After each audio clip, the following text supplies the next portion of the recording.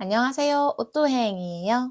오늘은 10월 10일입니다. 10월 10일에 10번째 아침 콘텐츠를 찍고 있습니다.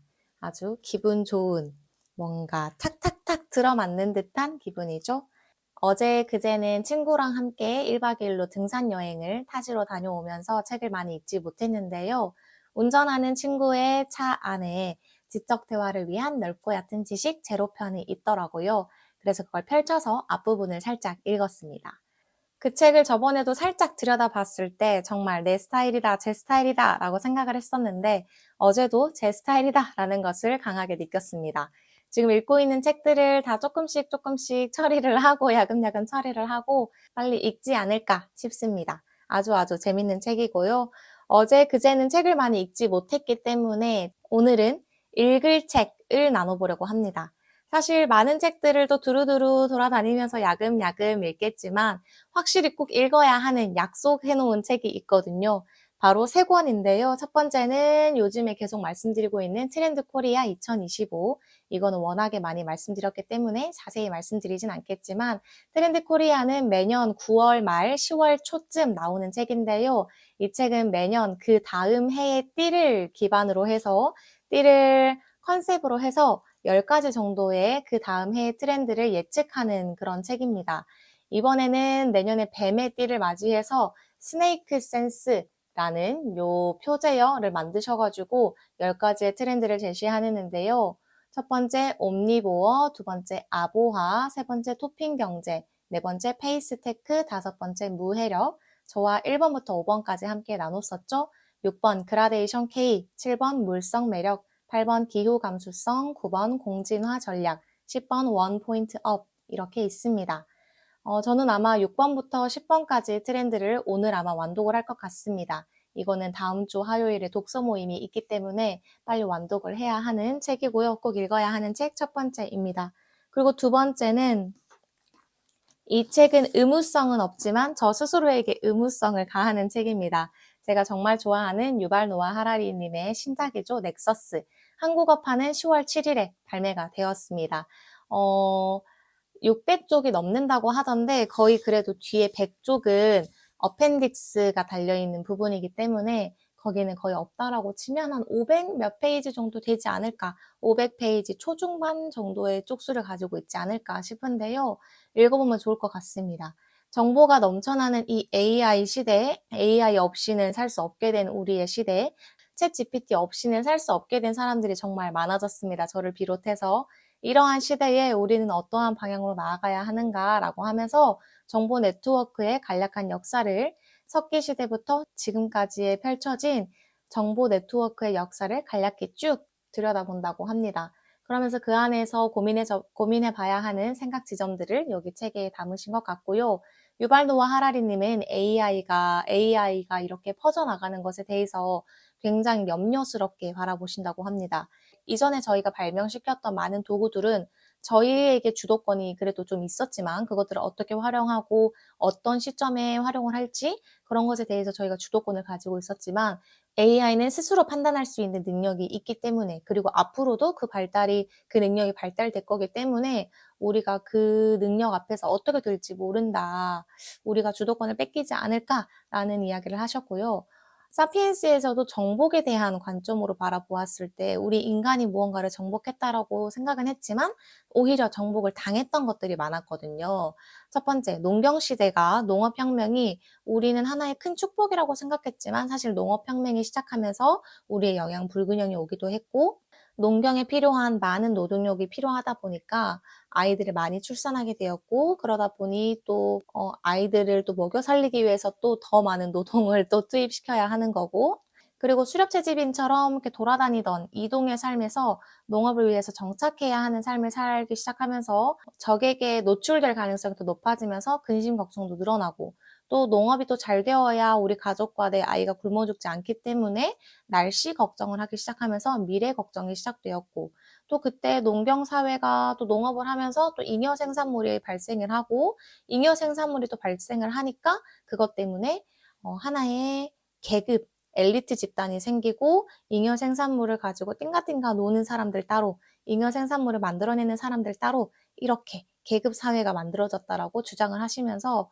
우리가 쌀을 정복한 것처럼 보였지만 사실은 쌀이 우리를 정복했던 거다라는 새로운 시야를 줬었는데요. 또 그리고 그 다음에 이어져서 나오는 우리가 지금 겪고 있는 과학기술혁명이죠. 과학혁명 안에서도 우리가 과학을 정복한 것처럼 우리가 주도권을 가지고 그것을 연구하고 발전시켜 나가는 것처럼 보이지만 어떻게 될지 모른다라는 거죠. 그 얘기를 여기에 담으신 것 같습니다. 호모데우스도 과학혁명에서 우리가 주도권을 뺏겨버리면 어떻게 되냐, 그것을 기반으로 쓴 책이라고 생각하는데 이것도 그것을 기반으로 쓴 책이라고 생각이 되어집니다. 이것은 뭐 독서 모임은 아니지만 아마 조만간 어느 독서 모임에서든 올라오지 않을까 싶긴 하지만 아직은 아니지만 저 스스로 의무성을 부여해 봅니다. 그리고 어제도 말씀드렸지만 한국어판을 샀으면 참 편리했을 텐데 저는 이게 출간되자마자 너무 신나서 바로 영문판을 사버렸거든요. 요거를 또 숙제처럼 조금씩 읽어 나가야겠습니다. 그리고 요 책, 알랭드 보통의 불안입니다. 요것도 독서 모임 책입니다. 한 2주 정도 남았는데 2주 후에 독서 모임을 가야 하기 때문에 오늘이나 내일부터 읽기 시작할 것 같습니다. 중고 서점에서 샀는데 그냥 새 책입니다. 29,900원이라는 정가이지만 7,100원에 산 중고인데 정말 새 책이에요. 이럴 때 진짜 기분이 좋습니다. 우리 현대사회에 불안이라는 키워드가 떠오르는 건 알고 있었지만 불안을 빼놓고 현대사를 논할 수 없다는 건 알고 있었지만 최근에 또 불안이라는 키워드가 또 올라오는 것 같아요. 불안 세대라는 책도 베스트셀러에 있는데 그건 이제 앞부분만 살짝 읽어봤는데 지금까지는 크게 몰입이 되지 않아서 조금 더 읽어봐야 될 것 같고 불안하면 딱 대표 서적 알랭드 보통의 불안 이 책이 대표 서적이죠. 2011년도에 출간이 되었다고 제가 기억을 하고 있는데 여전히 우리 지금 시대를 살고 있는 2024년을 살고 있는 저희에게도 울림을 주는 책입니다. 이 책은 온라인 서점을 검색을 해서 알려드려 볼게요. 일상을 철학자 알랭드 보통이 파헤친 불안, 그 원인과 해법. 불안은 현대를 사는 우리에게는 매우 밀접한 개념이다. 알랭드 보통의 말대로 우리의 삶은 불안을 떨쳐내고 새로운 불안을 맞아들이고 또다시 그것을 떨쳐내는 과정의 연속인지도 모른다. 불안은 우리가 일상 속에서 겪는 다양한 종류의 불안 중 사회적 지위와 관련된 불안을 집중적으로 탐구하고 있다. 경제적 성취 정도에 의해, 즉 돈을 얼마나 벌었느냐에 따라 자연스럽게 지위가 구분되기 시작한 시기가 있었다. 그 시점부터 인간은 새로운 불안의 영역에 들어서게 된다.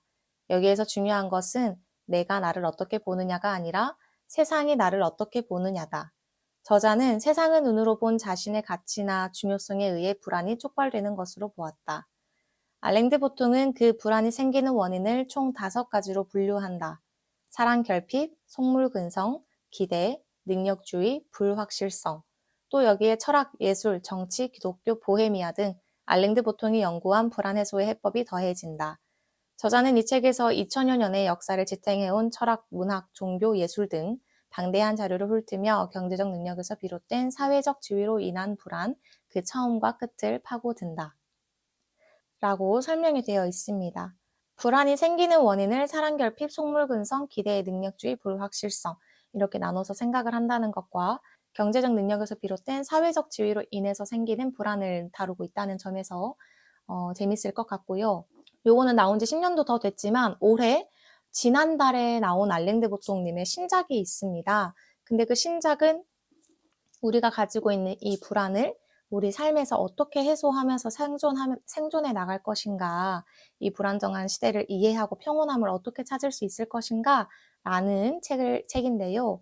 현대사회 생존법이라는 책입니다.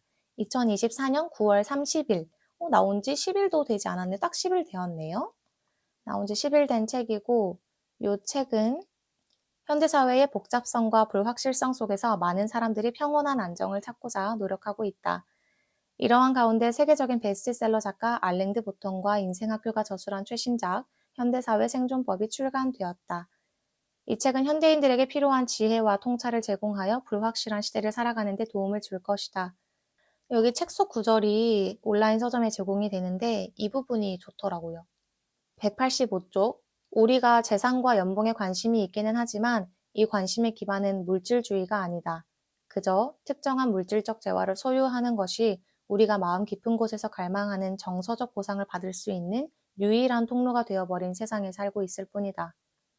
우리가 추구하는 것은 물건이나 직함이 아니다.